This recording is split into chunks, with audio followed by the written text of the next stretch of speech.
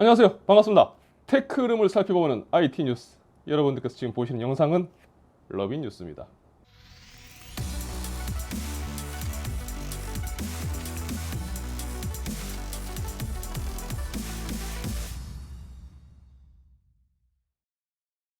그동안 계속 전해드렸었던 애플 관련 소식에서 9월 아이폰 13의 공개 및 출시를 말씀드렸었는데요. 드디어 올 게 왔습니다. 애플의 공식 이벤트가 9월 14일 태평양 표준시 기준 오전 10시부터 진행됩니다. 우리나라 시간으로는 15일 새벽 2시부터 진행됩니다. 이제 공개될 것으로 예상되는 제품으로는 우선 아이폰 13의 공개가 확실시되고 있고요. 가격 부분에서는 전작과 대비해서 큰 변동은 없을 것으로 예상하고 있습니다. 다만 지난 아이폰 12보다는 두껍고 무거워질 것으로 예상되고 있습니다. 배터리 용량과 시간이 늘어나고요. 120Hz 주사율 지원으로 인해서 배터리 사용 시간이 일부 좀 줄어드는 현상도 있을 수 있다고 합니다. 카메라의 성능과 소프트웨어도 업그레이드 되었다고 합니다. 특히나 이 카메라 부분이 많이 좀 변경되는 것 같습니다. 좀 기대해봐도 될 것 같아요. 그리고 에어팟 3도 공개될 것으로 보이는데요. 충전 케이스의 배터리 용량 증가와 또 무선 충전, 또 음향 부분에서 좀 더 강화가 되었고 유닛에 탑재되는 배터리는 큰 변화는 없을 것으로 예상하고 있습니다. 워치 7의 경우는 현재까지 카더라 내용을 보면 기능적인 부분에서 바뀐다기보다는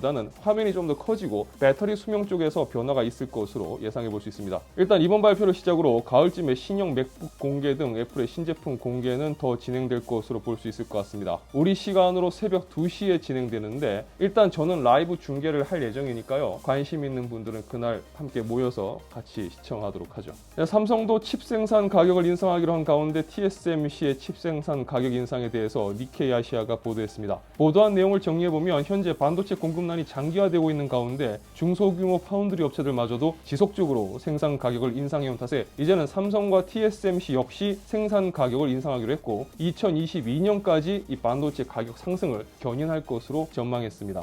TSMC의 경우는 높은 점유율과 첨단 공정 기술을 바탕으로 해서 타 파운드리 업체보다 약 20% 정도 높은 생산 가격을 기존에도 요구했었다고 합니다. 이런 생산 비용에서의 프리미엄 때문에 다른 업체들이 가격 인상을 할 때도 TSMC는 상대적으로 이 비용 인상 속도나 폭이 느린 편이었는데요. 최근 들어서 삼성뿐만 아니라 인텔이 공격적으로 파운드리 사업에 투자함으로 인해서 TSMC 역시 좀 더 공격적인 투자가 필요한 상황입니다. TSMC의 가격 인상은 10월 1일부터 발효됩니다. 그 전까지 고객사들은 TSMC와 좀 더 구체적인 조건을 협상할 것으로 전해졌습니다. 니케이 아시아는 반도체 공급난이 지속될 경우 애플을 제외한 대부분의 스마트폰 제조사들의 이익률이 평균적으로 5에서 10% 내외인 것을 감안해 볼 때 제조사들은 아마 제조 비용의 영향을 상쇄하기 위해서라도 내년에는 고급형 모델에 집중할 가능성이 높다고 예상했습니다. 삼성과 TSMC 양사 모두 결국 생산 단가를 인상했습니다. 결국 모든 제조업에 압박을 주게 되는 건데요. 2022년 내년이죠. 벌써부터 숨막히는 느낌이 듭니다. 가격이 얼마나 오를까? 방금 전해드린 소식에 따르면 TSMC의 가격 인상은 그 폭이 역대급인 것으로 알려졌습니다. 무려 20% 정도 상승되는 것으로 알려졌죠. 그럼에도 불구하고 TSMC 역시 주요 고객사인 애플에게만큼은 배짱을 부리기가 힘들었던 것 같습니다. 어쩌면 영업일지도 모르겠죠. IT 홈의 이야기는 이렇습니다. AMD나 엔비디아 그리고 미디어텍과 같은 고객사는 인상분 대부분을 부담하는 반면에 어째서 애플은 고작 3%만 인상되었을까? 여기서 몇 가지 이유를 추측합니다. 그동안 TSMC의 최첨단 공정의 주요 고객이 애플이었고 만약 애플이 빠진다면 TSMC가 최첨단 공정 노드를 추진한다고 하더라도 해당 노드를 이용할 고객사 확보에 어려움을 겪을 수 있다는 겁니다. 그 말은 첨단 노드 경쟁에서 밀릴 수 있음을 뜻하는 거죠. 그리고 TSMC 입장에서는 애플이 최첨단 공정의 최고 고객이라는 부분을 감안하지 않을 수가 없었을 것이라는 겁니다. 그리고 20% 인상이라는 부분은 사실 대외적인 내용이고 결국 주문량에 따라 가격은 차별화되고 또 고객사 간 개별 협상이 진행되면 인상분은 더 차별화가 될 것이라는 겁니다. 결국 애플이 3% 인상 적용을 받는다고 하더라도 다른 고객사의 인상분이 무조건 20%일 것이다라고 단정 지을 수도 없고 또한 애플의 주문량 및 차후 애플이 원하는 공정의 상황에 따라 얼마든지 이 관계는 변할 수 있다는 겁니다. 그렇죠. 뭐든지 많이 주문하고 돈 많이 쓰면 됩니다. 우리나라도 그런 게 있잖아요. 전 세계적으로 통용되는 거지만 내고라는 게 존재하죠. TSMC 입장에서는 돈을 벌어야 하는 건 당연하지만 그렇다고 해서 고객사를 잃을 수는 없을 겁니다. 그런 도박을 하진 않겠죠.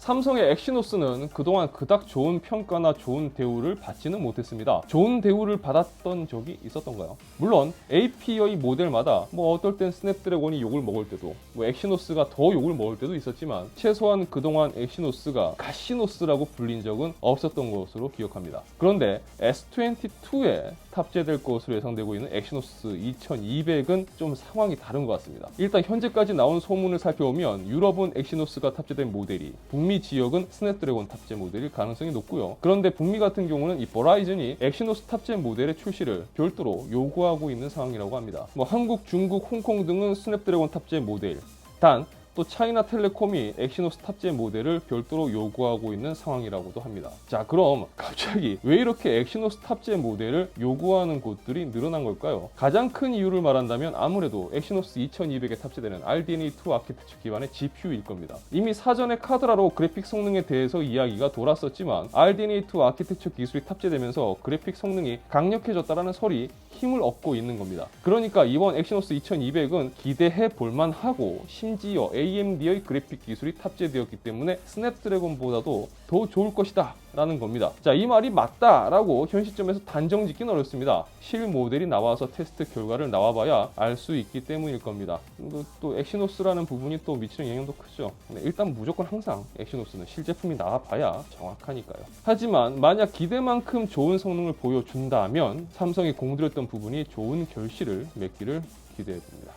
폴더블 스마트폰의 시작과 더불어 가장 강하게 푸시하고 있는 업체는 삼성입니다. 하지만 아직까지도 이 폴더블 스마트폰은 디스플레이에서 아쉬운 요소들을 많이 가지고 있습니다. 대표적으로 접히는 중심으로 이 주름이 잡힌다든지, 또 UTG도 사용되고 있지만 그래도 폴더블 디스플레이의 내구성이 좋다고 볼 수는 없는 부분일 겁니다. 자, LG화학은 자사 보도 자료를 통해서 유리처럼 단단하지만 플라스틱처럼 유연하게 접히는 리얼 폴딩 윈도우를 개발했다고 밝혔습니다. 자, 기존 폴더블 디스플레이 대비 접히는 부분의 주름이 대폭 개선되었고, 또 얇은 두께를 가지지만 강도는 더 끌어올린 것으로 밝혔습니다. 또한 신소재 코팅을 통해서 강화 유리와 경도는 동일하지만 크랙이 생기지 않고 기존 폴리이미드 필름에 비해 가격 경쟁력이 우수하며 유연성과 내구도는 더욱 향상시켰다고 전했습니다. LG화학에서 발표한 리어 폴딩 윈도우는 인폴드 및 아웃폴드 어떤 방식으로도 사용할 수가 있고, LG는 이제 PET 필름이 없는 코팅만 적용된 더 얇은 리얼 폴딩 윈도우를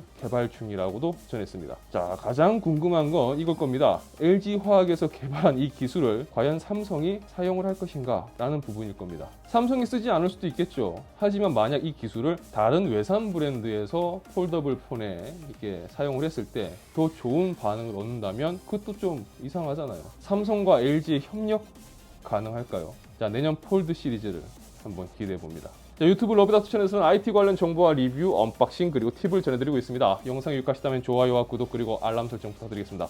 시청해주셔서 진심으로 감사합니다. 지금까지 아트였습니다. 좋은 하루 되세요.